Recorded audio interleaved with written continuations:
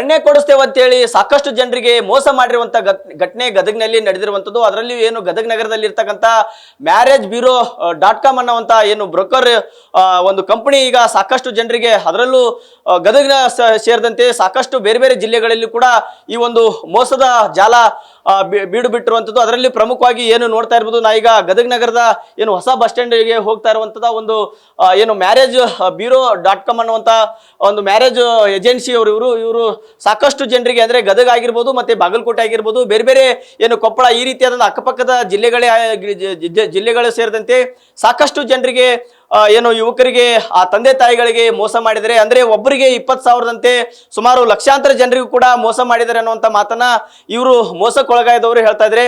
ಪ್ರಮುಖವಾಗಿ ಈ ಇತ್ತೀಚಿನ ದಿನಮಾನಗಳಲ್ಲಿ ಈ ಒಂದು ಕನ್ಯೆ ಕೊಡುವಂತ ಸಮಸ್ಯೆ ದೊಡ್ಡ ಮಟ್ಟದಲ್ಲಿ ತಲೆದೋರಿದೆ. ಹೀಗಾಗಿ ಇದನ್ನೇ ಬಂಡವಾಳ ಮಾಡಿಕೊಂಡಿರುವಂತ ಈ ಒಂದು ಏಜೆಂಟರು ಈ ರೀತಿಯಾಗಿ ಜನರಿಗೆ ಮೋಸ ಮಾಡುವಂದ್ರೆ ಕನ್ಯೆ ಕೊಡಿಸ್ತೀವಿ, ವರ ಕೊಡಿಸ್ತೀವಿ ಅಂತ ಹೇಳಿ ಯಾವುದೇ ರೀತಿಯಾದಂತ ಕನ್ಯೆನೂ ಇಲ್ಲ, ವರನೂ ಇಲ್ಲ, ಈ ರೀತಿಯಾಗಿ ಸಾಕಷ್ಟು ಜನರಿಗೆ, ಅಂದ್ರೆ ಇವತ್ತಿನ ದಿನಮಾನಗಳಲ್ಲಿ ಸುಮಾರು 30ರಿಂದ 40 ವರ್ಷ ಆದ್ರೂ ಕೂಡ ಸರಿಯಾಗಿ ಕನ್ಯೆಗಳು ಸಿಗ್ತಾ ಇಲ್ಲ. ಅದರಲ್ಲೂ ಪ್ರಮುಖವಾಗಿ ರೈತರ ಮಕ್ಕಳಿಗೆ ಕನ್ಯೆ ಸಿಗ್ತಾ ಇಲ್ಲ. ಸಾಕಷ್ಟು ಏನು ಮನೆಯಲ್ಲಿ ಆರ್ಥಿಕವಾಗಿ ಸಬಲರಾಗಿದ್ರು ಕೂಡ ಬೇರೆ ಬೇರೆ ರೀತಿಯಾದಂತ ಏನು ಆಯ್ಕೆಗಳನ್ನ ಏನು ಕನ್ಯೆಗಳು ಇಡ್ತಾ ಇರುವಂತದ್ದು, ಅವರ ಪೋಷಕರು ಇಡ್ತಾ ಇದ್ದಂತ. ಹೀಗಾಗಿ ಸಾಕಷ್ಟು ಜನರು ಈ ಒಂದು ಕನ್ಯೆಗಾಗಿ ವರಗಾಗಿ ಹುಡುಕಾಟ ನಡೆಸ್ತಾ ಇದ್ದಾರೆ. ಇಂಥ ಸಮಯದಲ್ಲಿ ಇಂಥ ಏಜೆಂಟ್ಗಳು ಈ ರೀತಿಯಾದಂತಹ ಮುಗ್ಧ ಜನರಿಗೆ ಮೋಸ ಮಾಡಿದ್ದಾರೆ. ಅಂದ್ರೆ ಒಬ್ಬೊಬ್ಬರಿಗೆ 20,000 ಅಂತ ಹೇಳಿ ಸಾಕಷ್ಟು ಜನರು ಸಾಲ ಸೂಲ ಮಾಡಿದ್ದಾರೆ.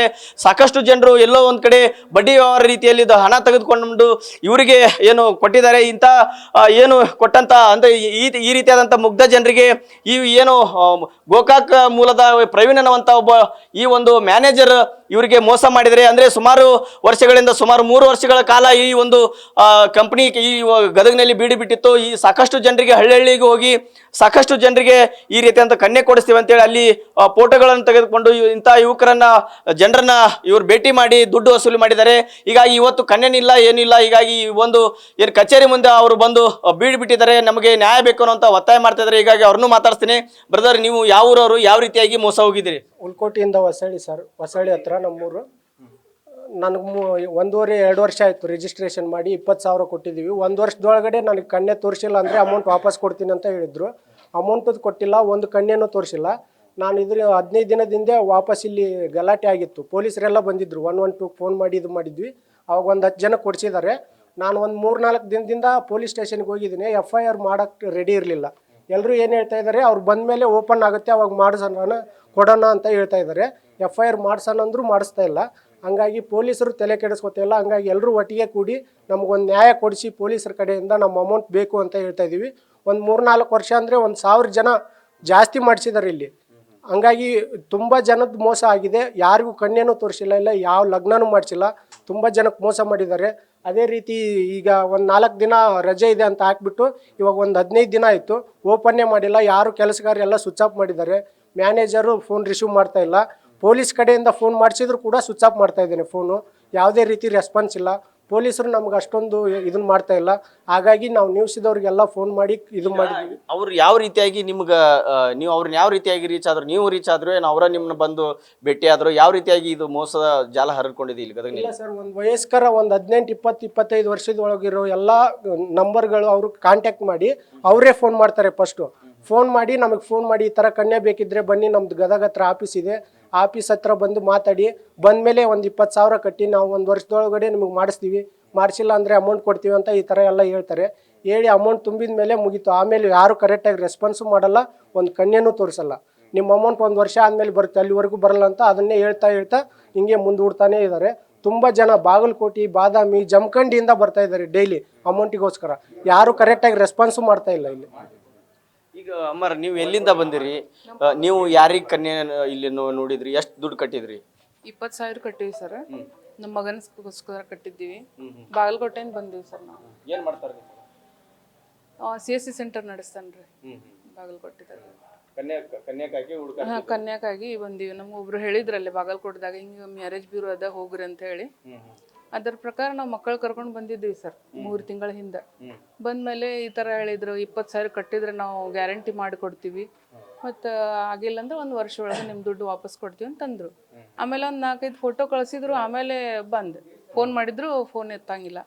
ಹೋಗಿ ಭೇಟಿಯಾಗಿ ಬರೋಣ ಅಂತ ಹೇಳಿ ಬಂದೀವಿ ನಾವು ಸರ್. ಮೊನ್ನೆ ಗೊತ್ತಿದ್ದಿಲ್ಲ ನಮ್ಗೆ ಇದು. ಬಂದು ನೋಡಿದ ತಕ್ಷಣ ಈ ನೋಟಿಸ್ ನೋಡಿವಿ ಬೋರ್ಡ್ ಮೇಲೆ. ಮತ್ತೆ ಅಲ್ಲಿ ಕಾಂಟ್ಯಾಕ್ಟ್ ಮಾಡೀವಿ ನಾವು ಫೋನ್ ಮಾಡಿ. ಅಂದ್ರೆ ಏನು ಒಂದು ಸಮುದಾಯಕ್ಕೆ ಮಾತ್ರ ಮೀಸಲಾಗಿ ಇವ್ರು ಕನ್ಯೆ ಕೊಡಿಸ್ತೇವೆ ಅಂತಾರೆ, ಏನು ಎಲ್ಲ ಸಮುದಾಯರಿಗೂ ಕೊಡಿಸ್ತೇವೆ ಅಂತಾರೆ? ಎಲ್ಲ ಸಮುದಾಯದವ್ರಿಗೆ ಕೊಡಿಸ್ತೀವಿ ಅಂತ ಗ್ಯಾರಂಟಿ ಕೊಡ್ತಾರೆ ಸರ್. ಅಲ್ಲಿಂದ ಗದಗ ಜಮಖಂಡಿಯಿಂದ ಇಲ್ಲಿಗೆ ಹೆಂಗ್ ರೀಚ್ ಆದ್ರೆ? ಬಾಗಲಕೋಟೆಯಿಂದ ಅಲ್ಲೇ ಒಬ್ರು ಹೇಳಿದ್ರು ಸರ್, ನಮ್ಮ ಮನೆಯವ್ರ ಪರಿಚಯದವರು, ಹಿಂಗ್ ಮ್ಯಾರೇಜ್ ಬ್ಯೂರೋದ. ಹಾ, ಒಬ್ರದ್ದು ಆಗೈತಿ, ಚಲೋ ಮಾಡ್ತಾರ ಹೋಗ್ರಿ ಅಂತ ಅಂದ ತಕ್ಷಣ ಕೊಡ್ಸ್ಯಾರ ಅಂತ ಅಂದ್ರು ಸರ್. ಅವ್ರು ಹೇಳಿದ್ದು ಸರ್ ನಮ್ಗ. ಹಿಂಗಾಗಿ ಮತ್ತೆ ಹೇಳ್ಯಾರ ಬಹುಶಃ ಹಂಗ ಇರ್ಬೋದು ಸರ್. ಮತ್ತೆ ಈಗ ಬಂದ್ಮೇಲೆ ಇದೆಲ್ಲ ಗೊತ್ತಾತ್ ಸರ್ ನಮ್ಗೆ. ಗೊತ್ತಿದ್ದಿಲ್ಲ ಸರ್ ನಮ್ಗೆ. ನಾವ್ ಸಹಜ ಅವ್ರ ಬೆಟ್ಟಾಗ ಹೋಗ್ಬೇಕಂತ ಬಂದಿವಿ ಸರ್ ನಾವಿಬ್ರು. ಬಂತು ನೋಡಿದ ತಕ್ಷಣ ಬಂದಿತ್ತು, ಅದು ನೋಟಿಸ್ ಓದಿವಿ ಸರ್. ಓದಿ ಎಲ್ಲ ಕಾಂಟ್ಯಾಕ್ಟ್ ಮಾಡಿವಿ. ಇವ್ರಿಗೇನು ಫೋನ್ ಇತ್ತದ. ನೀವು ಯಾರಿಗೆ ಕನ್ಯೆ ನೋಡಕ್ ನೋಡಿದ್ರಿ, ಏನ್ ಹೇಳ್ತೀರಿ? ನಮ್ಮ ಮಗನಿಗೆ ನೋಡಿದ್ದೀವಿ. ಎಷ್ಟು ನಿಮ್ಮ ಮಗನ ವಯಸ್ಸು? 33. ಕನ್ಯೆ ಸಿಕ್ಕಿಲ್ಲ? ಇದು ಸಿಕ್ಕಿಲ್ಲ, ಒಂದು ತೋರಿಸಿಲ್ಲ ಅವರು. ನಾವು ನೋಡ್ಕೊಡ್ತೀವಿ, ವರ್ಷದೊಳಗೆ ನೋಡ್ಕೊ ಎಲ್ಲ ರೆಡಿ ಮಾಡ್ತೀವಿ ಅಂತ ಹೇಳಿದ್ರು ಅವರು. ಏನು ಒಂದು ತೋರಿಸಿಲ್ಲ ಅವರು. 20,000 ಕಟ್ಟಿಸ್ಕೊಂಡಾರ. ಈಗ ಈಗ ಎಲ್ಲಿದಾರ? ಈಗ ಎಲ್ಲಿದ್ರೆ ಯಾರಿಗೂ ಗೊತ್ತ್ರಿ. ಇವತ್ತು ಬಂದಿರೋದು ನಾವು ಹೊಸಪೇಟೆಯಿಂದ. ಈಗೇನು ಕದ ಹಾಕ್ಬಿಟ್ರಲ್ಲ? ಈಗ ಮತ್ತೆ ಈಗೇನು ದೂರ ಗೀರ್ ಕೊಟ್ಟಿರೋ ಪೊಲೀಸರಿಗೆ? ಇನ್ನೇ ಏನು ಕೊಟ್ಟಿಲ್ರಿ. ಇಲ್ಲಿ ಬಂದಿಂದ ನಮ್ಗೆ ಗೊತ್ತಾಗಿರೋದು. ಯಾವ್ರವ್ರು ನೀವು? ಹೊಸಪೇಟೆ ನಮ್ದು. ಅಲ್ಲಿಂದ ಇಲ್ಲಿಗೆ ಬಂದಿರಿ? ನಮಗೆ ಬೇರೆಯವ್ರು ಒಬ್ರು ಹೇಳಿದ್ರು ಹಂಗೆ ಮಾಡ್ತಾರಂತಂದು ಅದಕ್ಕೆ ಬಂದಿವಿ ನಾವು. ಈಗ ನಿಮ್ಗೆ ಎಷ್ಟು ವಯಸ್ಸು, ಎಷ್ಟು ಯಾವಾಗ ಇದನ್ನ ಇಲ್ಲಿ ಬಂದು ಭೇಟಿಯಾಗಿದ್ರಿ, ಎಷ್ಟು ದುಡ್ಡು ಕಟ್ಟಿದ್ರಿ? ಸರ್ ನಮಗೆ 32 ಏಜು. ನಾವು ಒಂದು 7-8 ತಿಂಗಳಾಯ್ತು ಕಟ್ಟಿ. ಆದರೆ ಡೈಲಿ ಫೋನ್ ಮಾಡ್ತಿದ್ವಿ, ಆಯಿತು ನಾಳೆ ನೋಡೋಣ್ರಿ, ನಾಡ್ದು ನೋಡೋಣ ಅಂತ ಅಂದರು. ಈಗ 15 ದಿನದಿಂದ ಫ್ರೆಂಡ್ಸ್ ಸರ್ ಮ್ಯಾನೇಜರ್ ಮದುವೆ ಐತೆ ಅಂತ ಹೋದರು. ಅವಾಗ್ಲಿಂದ ರೆಸ್ಪಾನ್ಸ್ ಇಲ್ಲ.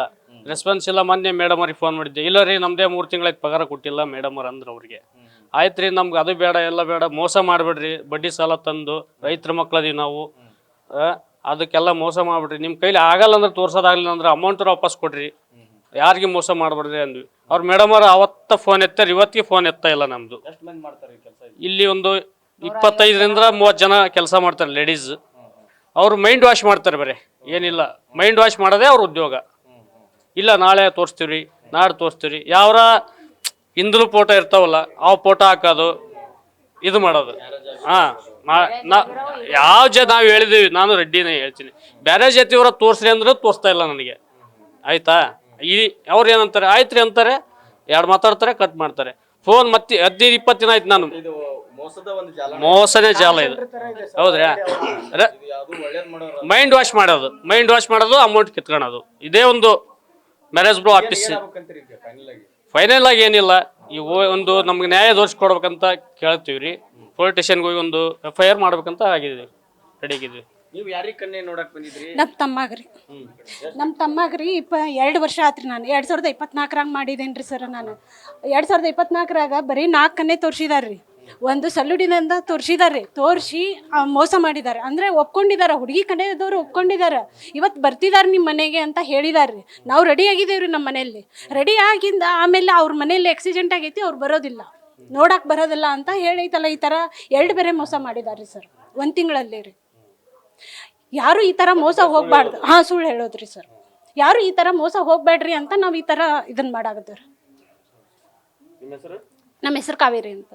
ಇದಿಷ್ಟು ಇಲ್ಲಿನ ಏನು ಮೋಸಕ್ಕೊಳಗಾದವ್ರು ಹೇಳ್ತಾ ಇರುವಂಥದ್ದು. ಅಂದರೆ ಒಬ್ಬೊಬ್ಬರು ಒಂದೊಂದು ಕತೆ ಇದೆ, ಒಬ್ಬೊಬ್ಬರಿಗೆ ಒಂದೊಂದು ರೀತಿ ಸುಳ್ಳು ಹೇಳಿ ಅವ್ರನ್ನ ಮೋಸ ಮಾಡಿ ಸಾಕಷ್ಟು ಜನರಿಗೆ ಈ ರೀತಿಯಾಗಿ ಹಣ ವಂಚನೆ ಮಾಡಿ ಹೋಗಿದ್ದಾರೆ. ಹೀಗಾಗಿ ಪೊಲೀಸರು ಕೂಡ ಅವರು ಕರೆ ಮಾಡಿ ದೂರು ಕೂಡ ಕೊಟ್ಟಿದ್ದಾರೆ. ಹೀಗಾಗಿ ಅವ್ರ ಮೇಲೆ ಕ್ರಮ ಆಗಬೇಕು ಅನ್ನೋಂಥ ಒತ್ತಾಯ ಕೂಡ ಮಾಡ್ತಾ ಇದ್ದಾರೆ. ನೋಡೋಣ, ಒಟ್ಟಾರೆ ಈ ರೀತಿಯಾಗಿ ಏನು ಎಲ್ಲಿವರೆಗೂ ಮೋಸ ಹೋಗೋರು ಇರ್ತಾರೆ, ಅಲ್ಲಿವರೆಗೂ ಮೋಸ ಮಾಡೋರು ಇದ್ದೇ ಇರ್ತಾರೆ. ಹೀಗಾಗಿ ಜನರು ಕೂಡ ಈ ರೀತಿಯಾಗಿ ಎಚ್ಚೆತ್ಕೊಂಡು ಇಂಥವ್ರ ಮೋಸಕ್ಕೆ ಬಲಿಯಾಗದೆ ರೀತಿಯಾಗಿ ನೋಡ್ಬೇಕಾಗುತ್ತೆ. Suresh Kadlimatti, news first, Gadag.